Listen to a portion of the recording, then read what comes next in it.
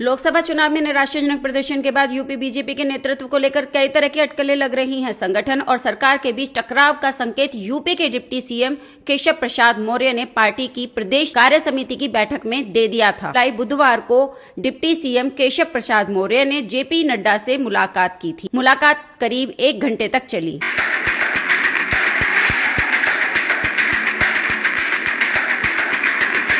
इस वक्त उत्तर प्रदेश की सियासत में हलचल है। हर ओर इसी बात को लेकर चर्चा है कि आखिर उत्तर प्रदेश में चल क्या रहा है। बीजेपी की मीटिंग में जिस तरह से कार्यकर्ताओं में निराशा दिखी, जिस तरह से शीर्ष नेताओं के बीच में एक चुप्पी दिखी, उसने बहुत कुछ कह दिया। वहीं इसी बीच लखनऊ से लेकर दिल्ली तक की दौड़ का सिलसिला भी तेज है। केशव प्रसाद मौर्य भूपेंद्र चौधरी के साथ दिल्ली पहुंच जाते हैं जेपी नड्डा से मुलाकात करने। ये मुलाकात करीब 1 घंटे तक चलती है, लेकिन सवाल उठने लगते हैं कि क्या इस मीटिंग का फोकस उपचुनाव था या फिर कुछ और।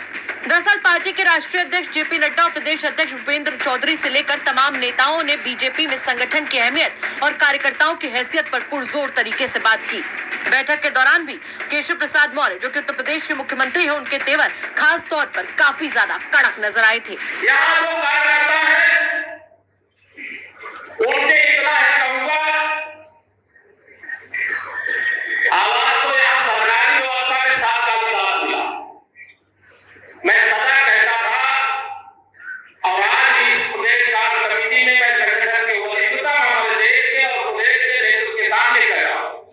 संगठन सरकार से बड़ा है।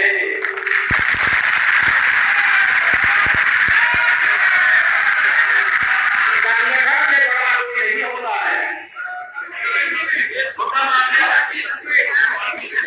संगठन सरकार से बड़ा है, बड़ा था, बड़ा रहेगा।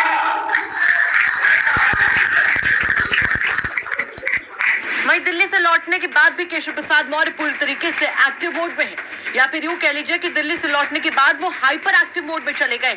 केशव प्रसाद मौर्य की तरफ से लौटने के बाद एक्स पर एक पोस्ट किया जाता है, जिसमें फिर से वो वही बात कहते हैं जो उन्होंने बैठक के बाद कही थी, जो आप अपनी स्क्रीन पर देख भी पा रहे होंगे। ऑफिस ऑफ केशव प्रसाद मौर्य की तरफ से एक्स पर फिर से पोस्ट किया गया कि संगठन सरकार से बड़ा है, कार्यकर्ताओं का दर्द मेरा दर्द है, संगठन से बड़ा कोई नहीं, कार्यकर्ता ही गौरव है। लेकिन बड़ी बात यहाँ पर यह है कि पोस्ट करने के बाद ये पोस्ट डिलीट भी कर दिया गया। क्यों, किसी को नहीं पता।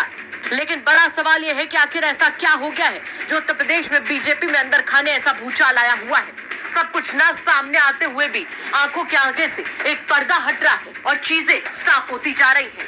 न जाने उत्तर प्रदेश की राजनीति में बीजेपी के अंदर खाने आया है भूचाल कहाँ जाकर थमता है। मुख्यमंत्री योगी आदित्यनाथ ने अपनी कैबिनेट की अहम बैठक बुलाई, जिसमें उन्होंने यूपी की 10 सीटों पर होने वाले विधानसभा उपचुनावों को लेकर एक टीम भी बना दी है।